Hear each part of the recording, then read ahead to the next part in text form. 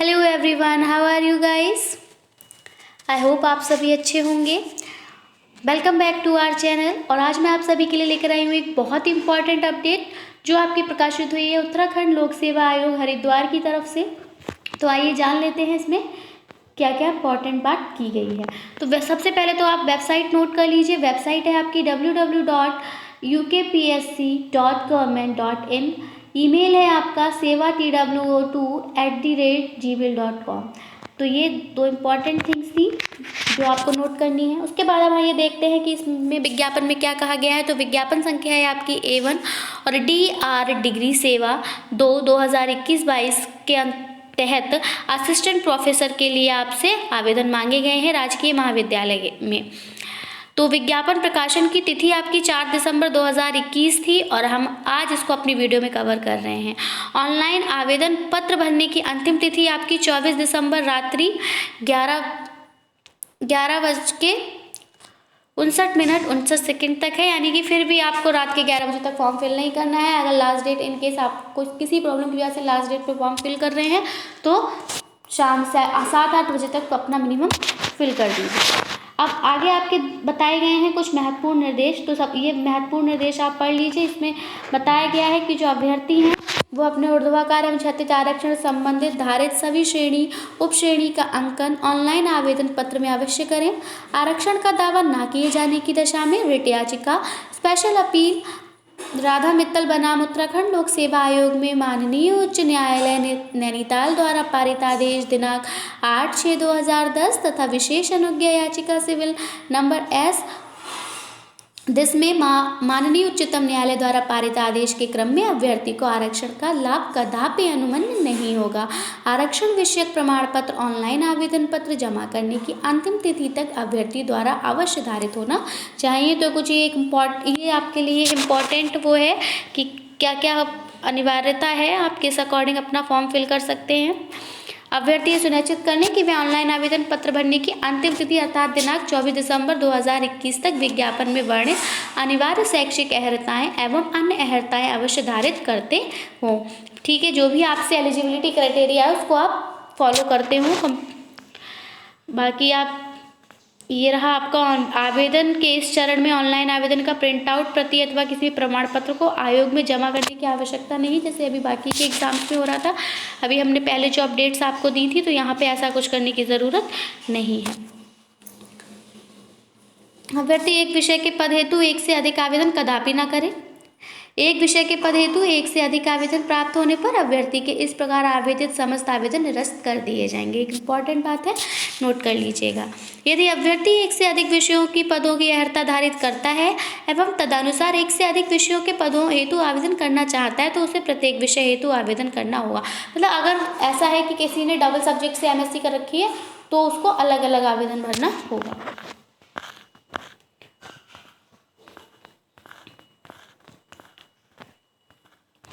Assistant professor के पद पर चयन हेतु ऐसे अभ्यर्थी जिन्हें UGC विनियम 2009 अथवा 2016 के अनुरूप PhD डिग्री प्रदान हुई है उन्हें विज्ञापन में उल्लेखित शैक्षिक अर्हता के बिंदु संख्या 4 फर्स्ट या सेकेंड के क्रम में परिशिष्ट 3 पर निर्धारित प्रारूप के अनुसार तथा दिनांक 11 जुलाई 2009 से पूर्व PhD पाठ्यक्रम के लिए पंजीकृत अभ्यर्थियों को विज्ञापन के बिंदु संख्या के परंतुक में उल्लिखित शर्तों के संबंध में परिशिष्ट 4 पर निर्धारित प्रारूप के अनुसार प्रमाण पत्र उपलब्ध कराना आवश्यक होगा। मतलब अगर आपने PhD कर रखी है तो आपको उसके बारे में भी अपनी शैक्षिक योग्यता में उसको भी शामिल करना है। असिस्टेंट प्रोफेसर के पद पर चयन हेतु उत्तराखंड के राजकीय महाविद्यालय में संविदा प्रवक्ता विजिटिंग लेक्चरर अंशकालिक प्रवक्ता के रूप में कार्यरत होने की दशा में संबंधित प्रमाण पत्र परिशिष्ट 5। मतलब अगर आप इनमें से किसी भी पद पर है संविदा के तहत तो आपको परिशिष्ट 5 में जाकर इनका भी उल्लेख करना होगा। रिक्तियों का विवरण कुछ इस प्रकार है कि असिस्टेंट प्रोफेसर के रिक्त पदों की कुल संख्या 455 है। रिक्तियों की यह संख्या घटाई या बढ़ाई जा सकती है, तो इसके लिए आपको जो वेबसाइट अभी मैंने बताई थी इस वेबसाइट पर विजिट करते रहना होगा रेगुलरली। विषय देख लीजिए आप, विषय बहुत इंपॉर्टेंट है कि कौन कौन से विषय आपके हैं।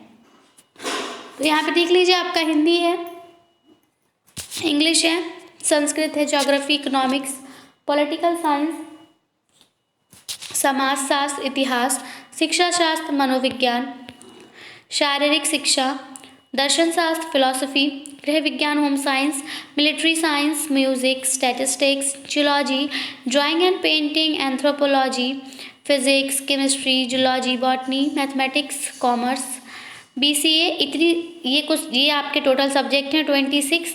और अगर इन टोटल सब्जेक्ट्स में हम वैकेंसी की बात करें तो आपकी जनरल की तो 76 वैकेंसी हैं। बाकी सब्जेक्ट वाइज वैकेंसी का प्रारूप कुछ इस प्रकार है, आप देख सकते हैं। ठीक है, तो आप let's have a glance. I am not going to dictate you because it take a lot of time. So total अगर वैकेंसी की अगर हम बात करें तो 455 है आपकी। उसके बाद ये आपके विषयवार रिक्त पदों के सापेक्ष श्रेणीवार क्षैतिज आरक्षण का विवरण है। तो ये इसमें आपको बताया गया है कि किस किस के लिए कितनी कौन कौन सी सीट आरक्षित है। तो ये आप यहाँ से कुछ ज़्यादा ही बड़ा कॉलम है ये, तो मैं ज़्यादा जूम नहीं कर पाऊँगी इसको। तो आप इस पर एक बार नज़र डाल लीजिए, इसका स्क्रीनशॉट लेके इसको जूम करके चेक कर सकते हैं। यह आपका टोटल रिक्तियों की संख्या है।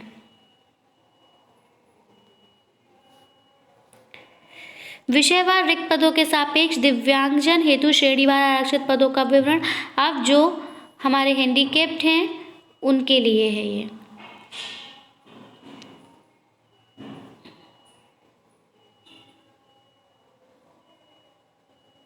वेतनमान की अगर बात करें तो वेतनमान आपका 15,600 से 39,100 ग्रेड पे रहेगा, ₹6,000। ठीक है, वेतन मैट्रिक्स आपका रहेगा 57,700 से 1,82,400 तक का। पद का स्वरूप राजपत्रित, स्थायी, अस्थायी। अस्थायी पदों के आगे भी चलते रहने की संभावना है। अंशदायी पेंशन युक्त समूह का के अंतर्गत होगा।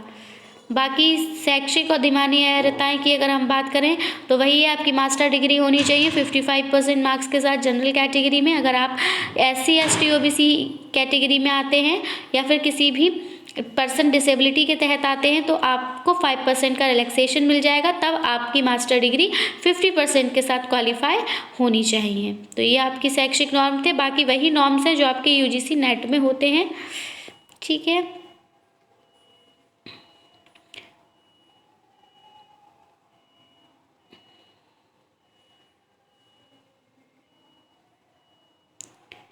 फिर क्या क्राइटेरिया रहता है कैंडिडेट्स को शॉर्टलिस्ट करने का इंटरव्यू के लिए असिस्टेंट प्रोफेसर की पोस्ट के लिए गवर्नमेंट डिग्री कॉलेजेस में? तो वो ये है कि ग्रेजुएशन में आपकी परसेंटेज, ग्रेजुएशन लेवल की अगर बात हो रही है तो 80% अबव के 21 बुलाए जाएंगे, 60% से ज़्यादा और 80% से कम में 19 लोग बुलाए जाएंगे। तो ये आपका एलिजिबिलिटी क्राइटेरिया कि किस तरह से इंटरव्यू के लिए आपको कॉल की जाएगी, किस किस बेसिस पे।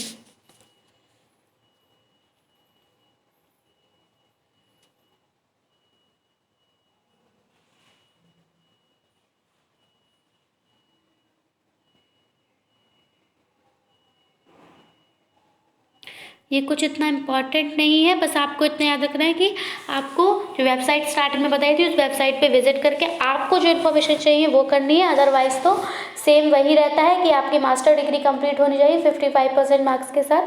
SC ST OBC से बिलोंग करते हैं तो 50% मार्क्स के साथ। और आपका सब्जेक्ट अगर आ रहा है, उस सब्जेक्ट के लिए वैकेंसी है तो आप बस अप्लाई कर सकते हैं।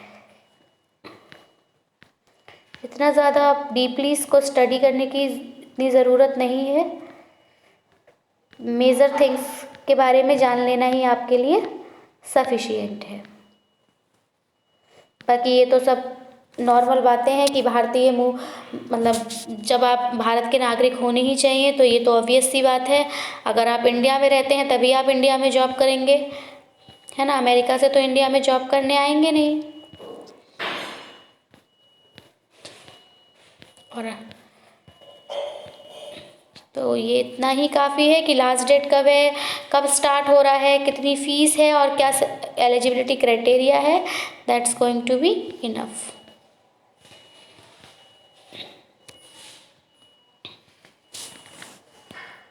फिर भी मैं आपको एक बार इसका रिव्यू दिखा दे रही हूँ कि अगर कोई पॉइंट आपको ऐसा लगता है जो कि आपके लिए इम्पॉर्टेंट है तो उसको आप यहाँ से देख सकते हैं। आप इसको एक बार खुद से रीड कर सकते हैं in order to better understand.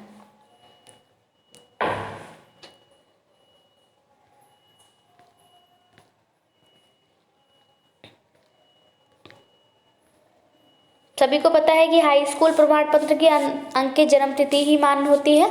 आप जब भी फॉर्म फिल कराते हैं तो हाई स्कूल की मार्कशीट से ही फॉर्म फिल किया जाता है, तो इस बात का भी फिर आप अपना ध्यान रखिएगा। थंब इम्प्रेशन लिए जाते हैं, कैमरा, साइन, स्कैन, फ़ोटो लगता है आपका, फ़ोटो स्कैन होता है, साइन स्कैन होते हैं। तो ये जनरल सी बात है, ऐसा कुछ इम्पोर्टेंट नहीं था यहाँ पर।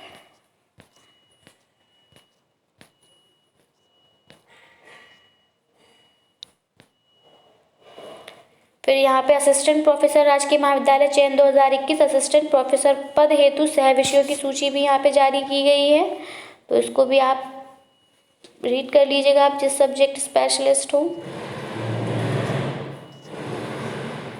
या यहाँ पर भी आपकी 26 सब्जेक्ट ही हैं टोटल। परिशिष्ट 2 की अगर हम बात करें तो यहाँ पे असिस्टेंट प्रोफेसर चयन 2021 असिस्टेंट प्रोफेसर पद हेतु चयन प्रक्रिया कुछ इस प्रकार है कि रिक्त पद 1 से 5 है। एपीआई स्कोर के आधार पर अभिलेख परीक्षण हेतु अभ्यर्थियों की संख्या 6 गुना है। 6 से 10 रिक्त पद 5 गुना, 11 अधिक 4 गुना, तो ये कुछ इतना इम्पोर्टेंट नहीं है। साक्षात परीक्षा हेतु अधिकतम अंक आपके 100 होंगे, न्यूनतम अर्हता अंक होंगे आपके, तो वो ये है कि अनारक्षित संबंधित उपश्रेणी के लिए 45%, आर्थिक कमजोर रूप से कमजोर वर्ग एवं संबंधित उपश्रेणी के लिए 40%, अन्य पिछड़ा वर्ग एवं संबंधित उपश्रेणी के लिए 40%, अनुसूचित जाति अनुसूचित जनजाति श्रेणी एवं संबंधित उपश्रेणी के लिए 35%। तो न्यूनतम अर्हता अंक प्राप्त न करने वाले अभ्यर्थी चयन हेतु अनर्ह माने जाएंगे, परिशिष्ट मतलब एप्लीकेबल नहीं माने जाएंगे।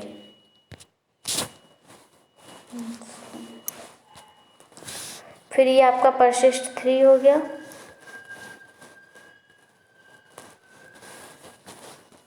परिशिष्ट 4,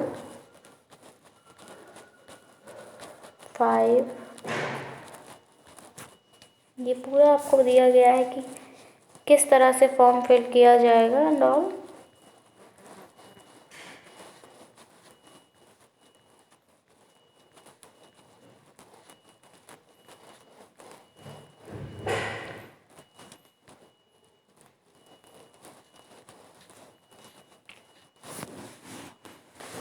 So that's all for today. That's all from my side. I'll be coming back with some new updates, new topics. Till then, take care and bye bye. Thanks. Have a nice day.